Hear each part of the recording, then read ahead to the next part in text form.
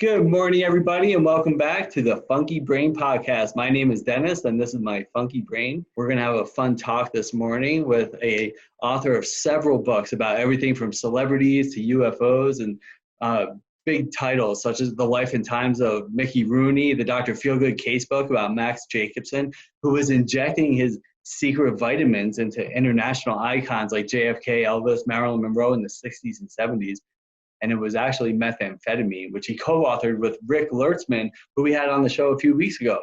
Mr. Bill Birnes, how are you doing today, sir? I'm good. How are you, Dennis?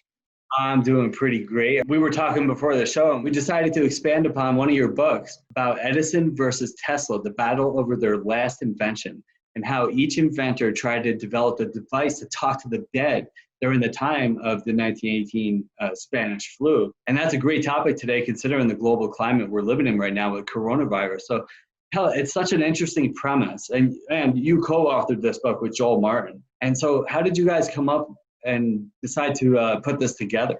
Joel and I have worked on a number of books. We worked on Haunting of the President, Haunting of America. We do a lot of paranormal books together.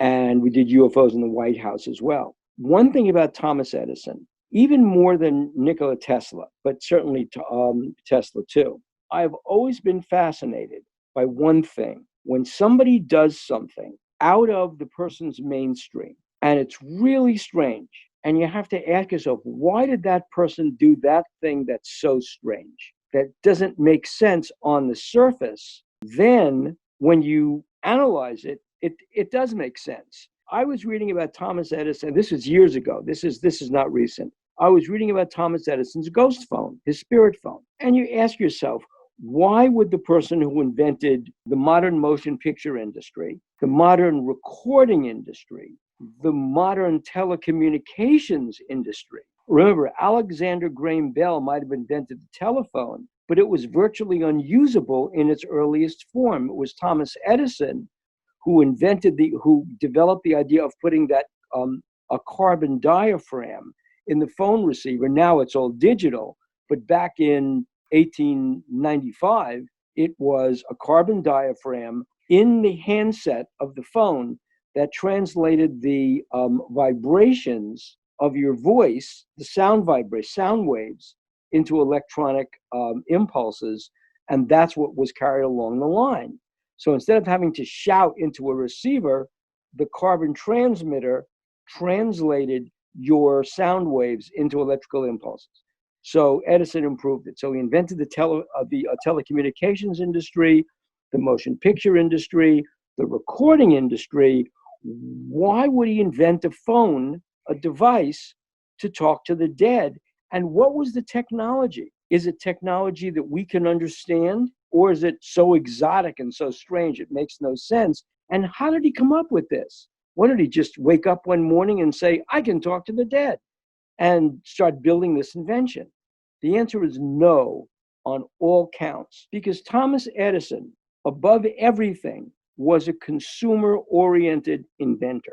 That meant that he didn't invent anything he couldn't sell. If he couldn't figure out a market for it, he didn't pursue it. And he learned this the hard way in a very funny story when he, as a young man, went to Boston, young inventor. He already knew Morse code. He could repair electrical equipment. He was a real MacGyver. He was technologically very gifted, obviously. And he came up with the idea for a vote counting machine. And he said, oh, this is going to revolutionize. No more ballot box stuffing. No more rigged elections, no more fake news. This is going to be, we're going to have an electronic device that'll tabulate ballots so we'll know who really won each election. And he went to sell it to the boards of elections in Massachusetts. And guess what? Not one politician wanted his invention. Why? Because if he perfected a way not to steal elections, why would politicians want it? Okay, so he learned the hard way. You don't invent anything nobody wants, because if nobody wants it, you've wasted your time. Great invention, no use for it. So by the time the 1919 rolled around, Edison was convinced in the midst of this phenomenal pandemic. And by the way, the relationship between your show last week with my partner Rick doing Dr. Feelgood and Thomas Edison this week is both Dr. Feelgood and Thomas Edison were confronted with exactly the same thing. Edison as an older man, Max Jacobson as a young doctor. It was the Spanish flu. It was hopeless. They couldn't treat their patients. There were no really modern drugs for it. They just tried to keep what was the way to keep the Spanish flu from spreading in 1918, 1919, 1920? Social distancing and wearing masks and don't leave your house. I mean, it was 100 years ago. What are we doing now? Same thing. So Edison thought, gee, there are so many people who have died. What if I could invent something that would let people talk to their loved ones who had passed away? That was Edison's theory. And that's why he believed that he could invent a device that would actually ping the collective consciousness of the recently departed. And if he could develop a way like Morse code, 3 dots, 4 dashes, if he could develop something like that, then he could actually invent a language. He could talk to the spirit of the departed. And you'd say, wait a minute, Thomas Edison was a really grounded individual. He didn't place any truck with mediums or clairvoyants or people who claimed they could see the future. No, he was a hard science guy. So if he's a hard science guy, how did he explain the formation of the spirit of the recently departed? How could he do that? It makes no sense. Well, here was his theory. Remember, Thomas Edison came into his intellectual maturity at a time when all major scientists in the natural sciences like physics, chemistry, electronics, the social sciences, the medical sciences, Freud, Jung, the arts, Picasso, the Dadaists, were all saying the same thing. And here's what they were saying. There's a world we can see, a world we can feel. We sit in chairs, we bump into tables, we see walls around us.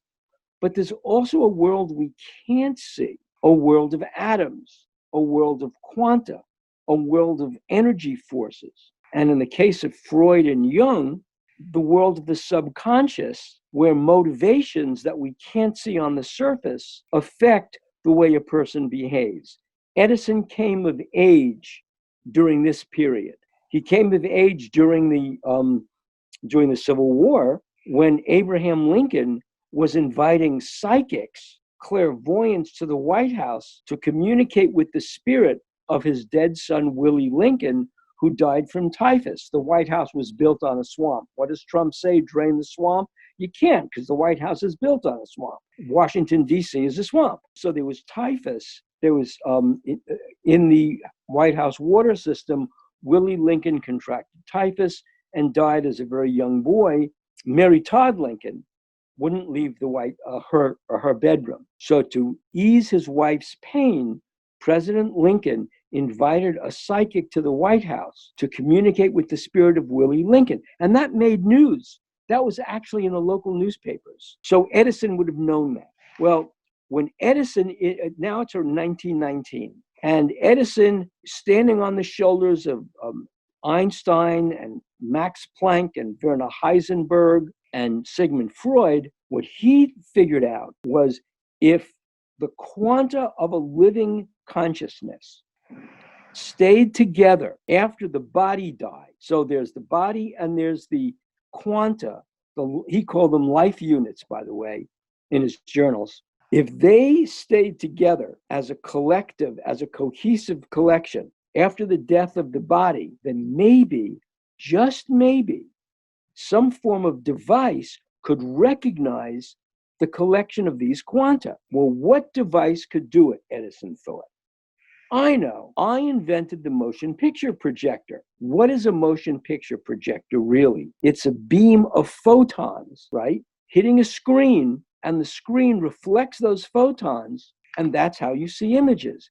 So Edison thought, What if instead of a broad beam or a wider beam of photons, what if I could send a narrow beam of one photon at a time to hit a light meter?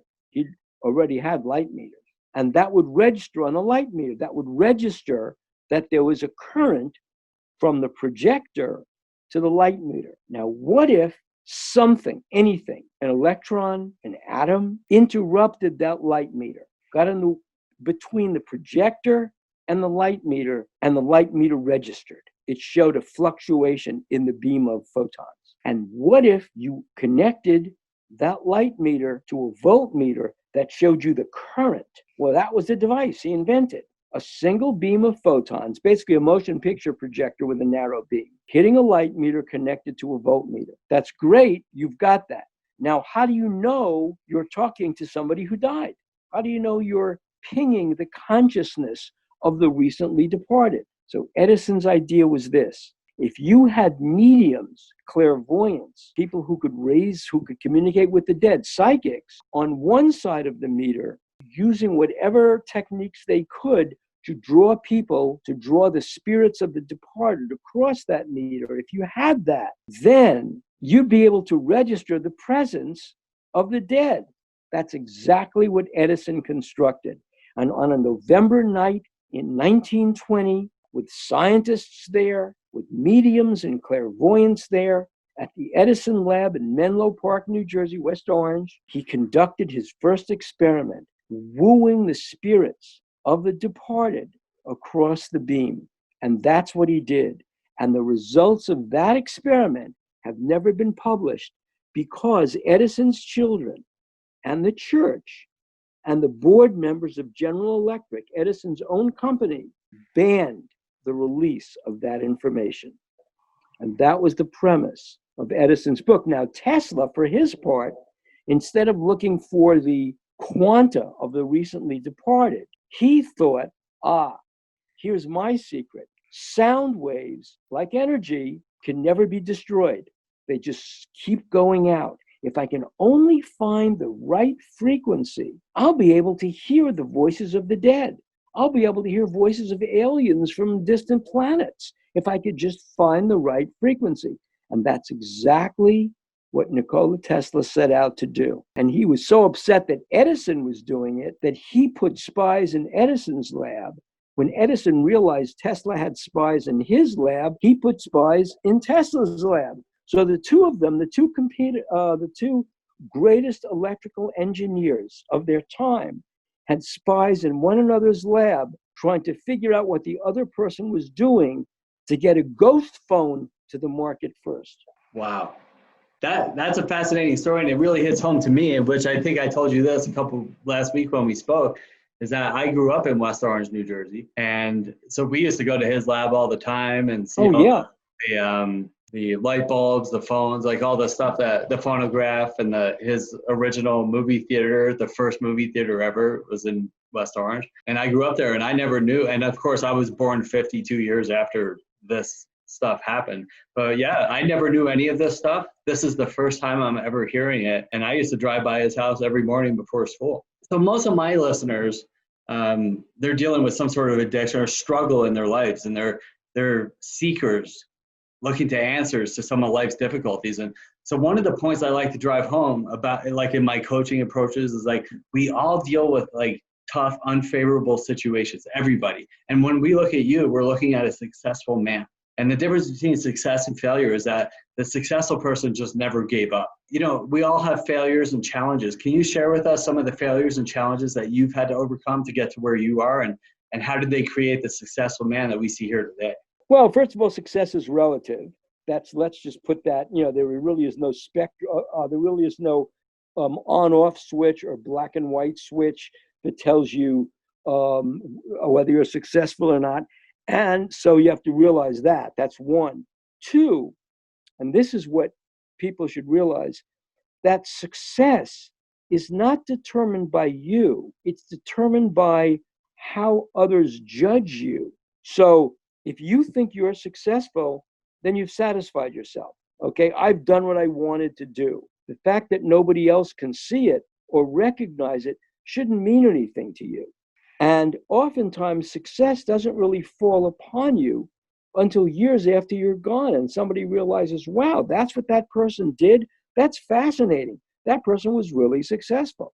So, I mean, you can't, on the one hand, look at things in your lifetime only. Of course, you're going to look at that only and say, well, I'm a success. No, sometimes success doesn't really materialize until it's been 100 years after you're gone. So you really can't let your desire for success color the kinds of things you do that you may really want to do, but you can't just notch up something and say, well, I'll be a success if I do that. I mean, what are the measures of success? Money, fame, possessions, the successes of your children because you lived through them. I mean, these are the kinds of things. And if you look at various famous people, and I've written books about a lot of people. One of my favorite books that I wrote was The Life and Times of Mickey Rooney, because Mickey Rooney was constantly striving for success without realizing he already had it.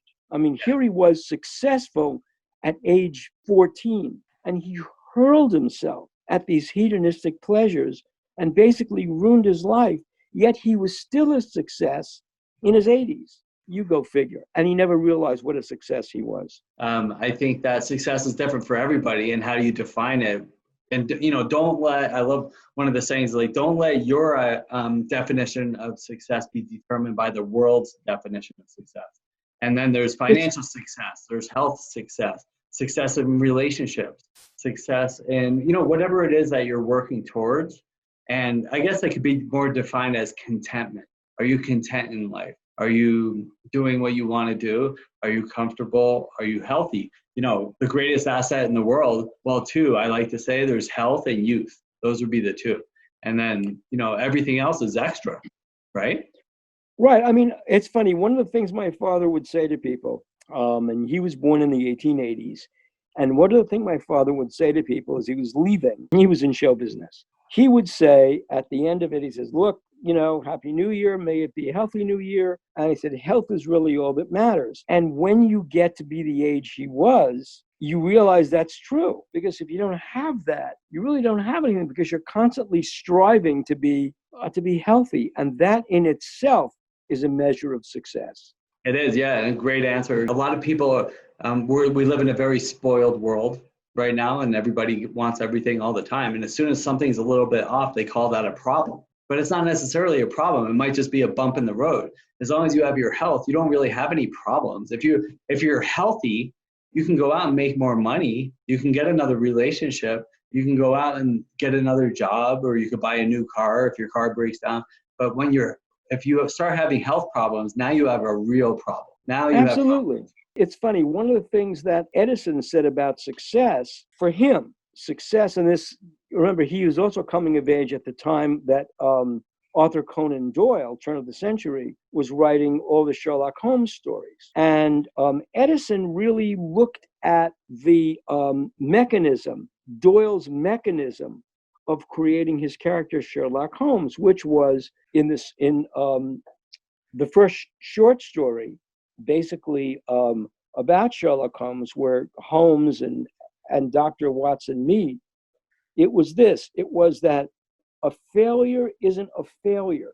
A failure means you get to eliminate that thing as a possibility. And Edison took that as kind of his mantra. And so when he failed at an experiment, he said, fine, what that means is I've eliminated that as a possibility. So now I'm closer to achieving success because I've eliminated that possibility. And so that was how Edison proceeded in his devices. He would fail hundreds of times, but when he succeeded because he had eliminated all the other possibilities to achieve what he wanted to achieve. And so he never saw himself as failing. He only saw himself as eliminating the things that wouldn't work. That was his definition of success. I love it. That's really great. One of the things I heard was that none of us ever fails at anything. All we do is produce results. So the idea is, like, what do you do with the results that you produce? So if I throw you a ball and you drop the ball, are you a ball failure? No. So I'll pick it up and I'll throw you the ball again. and eventually you'll catch the ball. Now you're a success. Or if you're a real estate agent and you're trying to sell a house and you lose the deal, are you a real estate failure? No, you go out and then eventually you sell another house and now you're a success. So what do you do with the results that you produce? And then how do you measure when you've achieved something? I mean, one of the fascinating things, again, from current events, is that there was a meeting at the White House Situation Room, and people were arguing about something. And Jared Kushner, because the person wanted not just a yes, but he wanted like this, like enthusiastic yes. And one of the things, and he was getting angry, this person, making this presentation. And one of the things that Jared Kushner just turned and snapped at him and said, for God's sakes, just take the yes. In other words, understand when you've succeeded and take that as a win, and then walk away and go on to the next thing. Yes, on to the next thing. That's great. So finally, Mr. Birnes, how do you want to be remembered? Like when people hear the name Bill Birnes, what do you want them to remember you by? Well, I'd love them to be able to remark about some of the books that I've written, because I think that in some of the books I've written, there were some true things that said a lot about the human existence. In Thomas Edison, yes, he was arguing with Nikola Tesla, and they had a personal dispute, and they hated each other's guts. True. But for Thomas Edison, look what he did. It wasn't just that he invented motion pictures, and it wasn't just that he invented the recording industry, and it wasn't just that he picked up a problem in Edison's invention of radio-guided weaponry that was solved years later by Hedy Lamarr, by the actress Hedy Lamarr. And that's the technology we're using right now to talk on our devices. What Edison did, and I think this was his greatest success, and it's important now because we're seeing an attempt to reverse that success, and it's this. Thomas Edison, along with Henry Ford, Firestone, and a few others, invented the modern 20th century consumer economy. In the late 19th century, 1880s through the 1890s, we were dealing with what was called the Gilded Age, right? I remember the novel, The Gilded Age. I think Edith Wharton wrote it. It was the Goulds, the Rockefellers, the Mellons. I mean, there was this really wealthy class that they consumed goods, but there was no real consumer class. There was no real, there was a middle class that was growing. The middle class really didn't grow until after World War II, but there was really no consumer economy. What Edison and Ford did by inventing and manufacturing the devices they did, was they brought that technology, telephones, records, movies, photographs, they brought all of that to a whole generation of wage earners, not the landed gentry, but wage earners who could afford to buy it through their wages. They created the 20th century consumer economy. That's what drove us right after World War I, right through the 20th century, right to the 21st century. Now we're in a space where what we're seeing, and we have to look at this thing honestly, what we're seeing is, in the guise of creating like a consumer economy for all, what we're seeing is this new bifurcation of the rich and the working classes. And there's the separation again. What will make the middle class grow? It was Edison and Ford and Firestone and those inventors that made the middle class grow. And that's what I think was Edison's greatest success. It was a technological success, but through that technology, it was a social success that made our society what it was. That's what I see. Yeah, that's awesome stuff. So do you, you're a fascinating character. I appreciate your time. Do you have any upcoming projects in the works here? Well, Rick and I are working on a few things. One is a book that we're working on. It's about the Rat Pack. It's about Joey Bishop, who was the Crown Prince of Hollywood, who was just generally a failure because he never really made the heights that he thought he was going to make. He had his own TV show. He was in the Rat Pack. He was in movies. It was through his eyes we are seeing how the Rat Pack was formed, who was behind it, where's the money, right? It was Joe Kennedy. Where's the money? Why did it flourish? What was that period of time in the 1960s where it flourished? and why did it go away? And it's really a snapshot in time. Awesome. Well, I can't wait to see that. Thank you so much for spending your time today. One last thing I wanted to say. So how can people contact you if they wanted to get in touch with you or buy your book? Is there email? They can always get any of my books on Amazon. Mm-hmm. They can go to my website, which is Shadowlawn Press, one word, SHADOWLAWN Press, PRESS.com, and they can buy books. Awesome. Yeah, one of the reasons I love doing my podcast is I get to hear so many different points of view, so many different facts and figures, and I learned so much by doing it, and this was certainly the case with today with Mr. Bill Birnes. Thank you so much for spending your time here today with me, and stay safe out there, and maybe we could do it again sometime. My pleasure, at your convenience. Right on, Bill. Thanks a lot. And thanks everybody for tuning in to the Funky Brain Podcast. Have a great day today, and we'll talk to you soon. So you can't think your way into a new way of acting. You have to act your way into a new way of thinking and being. Hi, I'm Dennis Berry, best-selling author, speaker, and life coach for addiction recovery. So many people are stuck in their addiction, whether it's like drugs or alcohol or food or shopping or sex or money, and they think they could just stop or try to figure it out on their own, but they don't change anything in their lives. Nothing changes if nothing changes. In order for change to happen, you have to change something. My clients will be like, oh, I'll stop tomorrow, or if this happens, then I stop, or someday I'll just give it up. And then they just sit around and think, and hope for different or better results, but it doesn't happen. You have to take action. Action most people aren't willing to take. People don't become willing until they're in enough pain, me included. And unfortunately, they wait, and they wait. And time passes by. Even if you are willing, you don't even know where to begin. And that's where I come in.